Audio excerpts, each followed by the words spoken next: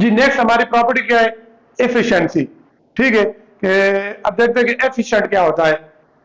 ठीक है, कहते हैं it is quite possible to have more than one unbiased estimator. देखें ये पॉसिबल है कि एक ही पॉपुलेशन में से सैंपल पिक किए ना और उन सैंपल के एक से ज्यादा अनबायस्ड एस्टिमेटर निकले। ठीक है, यानी बहुत सारे एस्टिमेटर है ना, जैसे मीन, मीडियन, मोड, बहुत एस्टिमेटर, उनमें से ना एक हो सकता है एक से ज्यादा क्या हो, अनबायस्ड हो। तो अगर एक से ज्यादा अनबायस्ड हो गया फिर कैसे पता चलेगा कि उन दोनों में से फिर बेहतर कौन सा है। ठीक है, अब मीन भी अनबायस्ड है और मीडियन भी अनबायस्ड है, तो फिर कैसे पता चलेगा कि मीन ज्यादा बेहतर है कि मीडियन ज्यादा बेहतर है। तो इसके लिए नेक्स्ट प्रॉपर्टीज क्या है, एफिशिएंसी, कि हमें नेक्स्ट प्रॉपर्टीज बता देगी, उसको चेक करेंगे फिर कि अगर उधर से एक से ज्यादा निकल आते हैं फिर नेक्स्ट पर आ जाएंगे और देखेंगे कि यार दूसरा क्या होता है। कहते हैं an estimator is said to be efficient if it has smaller variance than the variance of the other estimator। अब दो एस्टिमेटर हैं और दोनों क्या है, अनबायस्ड है, फिर उनमें से ना जिस एस्टिमेटर का वेरिएंस कम होगा ना वो ज्यादा एफिशिएंट होगा एज ए कंपेयर टू दूसरे के। समझ आई ना, क्लियर है क्या मतलब हुआ, कोई बताए मुझे, बोलो भी करो कि मुझे कुछ समझ आती भी है कि। हाँ, अब एक से ज्यादा एस्टिमेटर अनबायस्ड निकल आए तो फिर कैसे पता चलेगा कि उन दोनों में से कौन सा बेहतर है। फर्ज करें अक्सर ऐसे हो जाता है ना जॉब के लिए, जब फर्ज प्रमोशन होती है टीचर की, ठीक है, टीचर की प्रमोशन हो रही है, जब टीचर की प्रमोशन हो रही है तो वो देखते हैं यार कि सर्विस मेरी और उसकी दोनों की सेम है।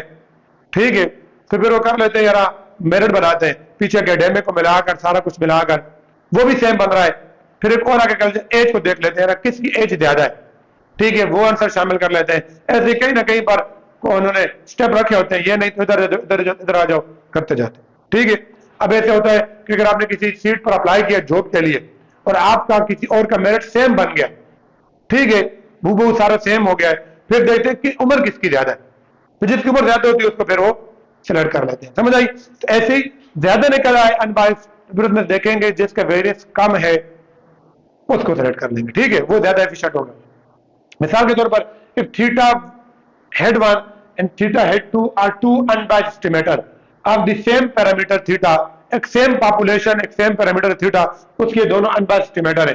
ये मैंने कह दिया कि ये भी अनबायस्ड है और ये भी, इसकी एक्सपेक्टेड वैल्यू भी थीटा के इक्वल आती है, इसकी एक्सपेक्टेड वैल्यू भी थीटा के इक्वल आती है। यहाँ पर मिस्टेक हो गई है, यहाँ पर लिख दो थीटा हेड थीटा हेड। ठीक है, तो कहते then theta head 1 will be considered more efficient than theta head 2। Theta head 2 से ज्यादा एफिशिएंट होगा अगर इसका वेरिएंस इसके वेरिएंस से कम हो जाए। ठीक है, समझ आई। फॉर एग्जांपल जैसे देखो sample mean X bar and sample median are both unbiased, दोनों ही अनबायस्ड है, but sample mean has smaller variance than median. तो कहता है जो सैंपल मीन है ना उसका वेरिएंस मीडियन के वेरिएंस से कम आता है, तो इसलिए हम कह देंगे कि एक्स इज मोर एफिशिएंट, यानी x bar is more efficient. मसलन मैं बताता हूं, मिसाल के तौर पर यानी आपकी इसी बुक्स में ना वो मैंने एग्जांपल नहीं लिखी कि काफी वो थ्योरीज न्यूमेरिकल में जाएंगे तो हमें करेंगे। अब देखिए मैं कहता हूं कि एक्स बार जो है ना, एक्स बार जो है वो 157% एफिशिएंट है, वो न्यूमेरिकली हम करेंगे उसमें आएगा कि मैं कहता हूं एक्स बार जो है ना 157% एफिशिएंट है as a compare to median के। ठीक है, ये बिल्कुल सच है। ऐसे इसका मतलब ये हुआ कि अगर आपने सेम रिजल्ट अचीव करने हैं ना तो मीडियन के लिए आपको लेने पड़ेंगे 157 सैंपल। कितने लेने पड़ेंगे? 157 सैंपल, और वही चीज आपको मीन 100 सैंपल पे कर देगा। वही रिजल्ट वही सब कुछ वो आपको कितने पर देगा? 100। आप 100 सैंपल फिर करें ना तो सैंपल मीन वही रिजल्ट देगा जिसके लिए आपको मीडियन के लिए 157 सैंपल लेने पड़ेंगे। समझ आई?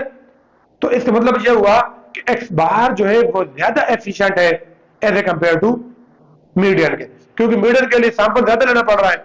जब ज्यादा लेना पड़ रहा है तो आपको टाइम, आपकी कॉस्ट, आपका सब कुछ ही ज्यादा लगेगा एज ए कंपेयर थोड़े से उसमें सैंपल में वो आपको वही रिजल्ट चीज दे रहा है। वो नहीं कह रहे होते यार इतने पैसों में ही वो चीज मिल रही है तो हम महंगी क्यों ले।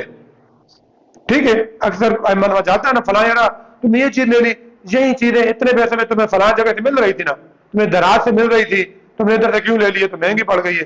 वही चीज है, वही सैंपल है, वही सब कुछ है, वही कलर है। क्लियर हुआ ना? तो ऐसे ही, तो इसलिए फिर एक्स बार जो है वो क्या है, ज्यादा एफिशिएंट। ठीक हो गया? तो ये एफिशिएंसी हो गई। अब इसके बाद नेक्स्ट है कंसिस्टेंसी और सफिशिएंसी, इसको देखते हैं।